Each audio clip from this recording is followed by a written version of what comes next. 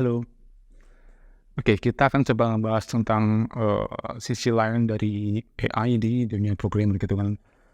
Soalnya, lumayan naik nih, AI lagi pas munculnya atau rilisnya ChatGPT gitu. Generative AI yang bisa digadang-gadang bisa menggantikan banyak profesi di dunia, termasuk di, dunia profesional gitu. Dan banyak banget sih yang, celotehan yang, ngebahas apakah AI itu akan menggantikan programmer? Apakah kalian semua nih yang kuliah IT, yang udah belajar basic dari awal, belajar ini itu akan tergantikan oleh AI yang baru muncul kemarin gitu? Ayo. Oke, kita akan bahas sekarang ya. Oke, jadi gue akan coba ngepisahin ya, akan coba nge-break tahapan-tahapan dalam aplikasi gitu, aplikasi tahapan pembuatan aplikasi maksudnya. Jadi di tahap mana sih sebenarnya AI itu akan tanda kutip "me-replace" kita sebagai programmer gitu, dan apakah itu mungkin AI itu menggantikan sepenuhnya peran programmer dalam pembuatan suatu aplikasi untuk menyelesaikan suatu permasalahan atau untuk membuat bisnis baru di perusahaan gitu. Oke, kita mungkin udah tahu lah ya, ada yang namanya programmer dari front end, back end, ada UI UX, ada DevOps, dan lain sebagainya, banyak banget. Mereka collab jadi satu nih, dan akan menyelesaikan suatu bisnis tertentu gitu, akan menyelesaikan suatu studi kasus tertentu yang diharapkan bisa menguntungkan atau membuat laba baru di perusahaan. Nah, mungkin tahapannya dari awal tuh ketika kita udah diminta nih oleh PM kita, project manager atau product owner nih, untuk membuat suatu aplikasi, maka ya yang paling simpel nanti kita akan nunggu. Kalau front end ya, gue akan bahas di front end aja, gue front end Android by the way. Jadi gue akan nunggu di bagian UI UX-nya dulu nih. Kalau misalnya udah keluar UI UX-nya, baru gue bikin, baru mungkin kalau di Agile ya, atau di method Agile namanya, kita baru start untuk sprintnya, baru kita mulai untuk mendevelop si UI dari Figma ke Android Studio misalnya gitu, dari Figma ke Design Compose misalnya, seperti itu. Nah, itu cukup makan waktu biasanya tuh kalau misal dari awal banget nih, dari nol ya, kita mungkin sampai 1-2 sprint lah, berarti 2-4 minggu, mungkin sebulan lah baru jadi semua screennya, baru bisa dipakai gitu. Nah, setelah itu baru nih kita masuk ke logic bisnisnya. Misal kalau di Android kan ada setup Gradle-nya, ada dependensinya apa aja, ada mungkin lebih ke arah action bed-nya nanti munculnya gimana dan lain sebagainya. Kita setup di sana. Dan menurut gue itu sih yang tahapan menurut gue yang paling susah untuk digantikan oleh AI.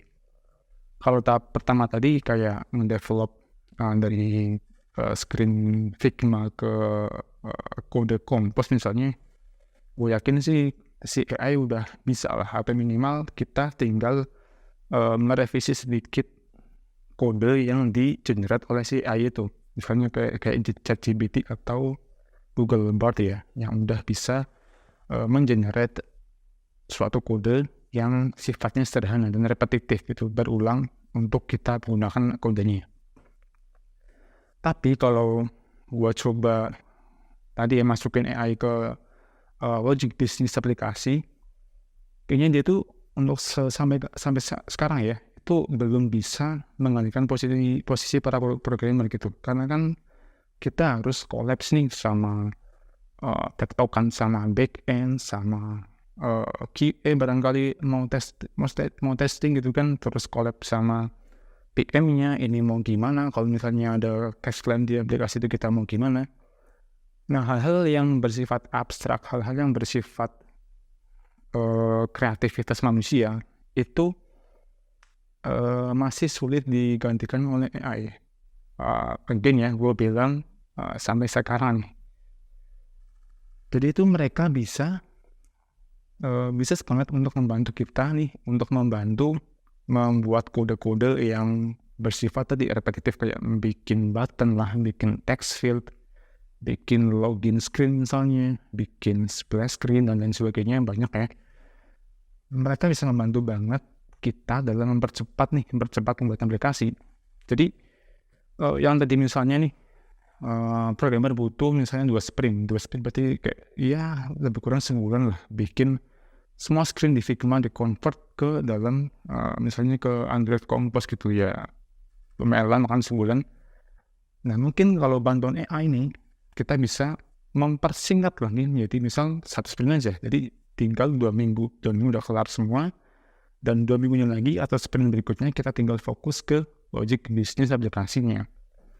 Tadi ya technical backend, terus ke QA dan PM dan sebagainya, kita lebih fokus ke sana. Dan itu yang diharapkan sama si pembuat ChatGPT mungkin ya. Ini coba itu sih, coba menerka aja. Jadi asumsi yang bilang kalau misalnya programmer akan digantikan oleh AI sih menurut gue masih lumayan jauh ya. Apalagi masuk ke logic bisnisnya dan lain sebagainya, masa deploy pakai AI kan masih impossible gitu. Agak susah sih kalau mengandalkan AI untuk semua tahapan dalam pembuatan aplikasi. Tapi again ya, gue bicara sampai detik ini, sampai sekarang, dan yang gue rasain sendiri ketika gue implementasikan di dunia kerja gitu. Kalau misalnya nanti di video berikutnya atau di tahun-tahun berikutnya udah masuk ke logic bisnis ya nggak tahu. Tapi menurut gue sih ya kita harus tetap belajar aja sih, belajar hal baru. Jangan jadikan AI itu sebagai musuh kita, musuh terbesar nih. Wah, dia kan gantiin gue nih, gue nggak mau teman sama dia, ya jangan gitu.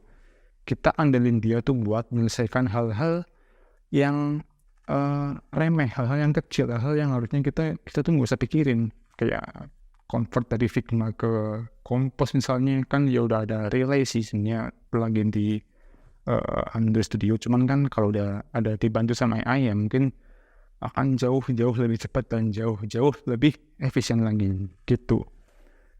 Itu sih mungkin ya poin pembahasan di vlog kali ini. Jadi buat lo yang takut banget nanti kuliah IT itu sia-sia gitu, jadi aduh susah nyari kerja, ya jangan pesimis dulu gitu. Lo jadiin AI buat teman belajar lo, teman nangani error lo. Nah by the way nih, ngomong-ngomong error, gue tuh sering banget nih nemuin error pada pembuatan aplikasi. Nah biasanya kan gue kopas message-nya kalau emang benar-benar belum tahu ya. Kalau udah tahu ya gue fix langsung. Tapi kalau belum tahu banget, gue kopas message errornya yang warna merah darah itu. Gue kopas, masuk ke Google dan akan buka Stack Overflow. Nah karena ada AI, gue jadi jarang banget buka itu. Jadi gue langsung buka ChatGPT atau Google Bard gitu untuk membantu solve error tadi. Dan it's work gitu, itu berhasil banget. Gue nggak usah buka link banyak-banyak, gue tinggal ngandelin satu tab untuk bantu solve error, ya itu it's gonna be fun gitu, nyenengin sekali. Dan kalau lo belum nyoba ya coba aja, itu akan sangat membantu mempercepat lo nanganin error lo gitu, biar lo cepet ngopi lagi. Itu ya mungkin bahasan gue kali ini.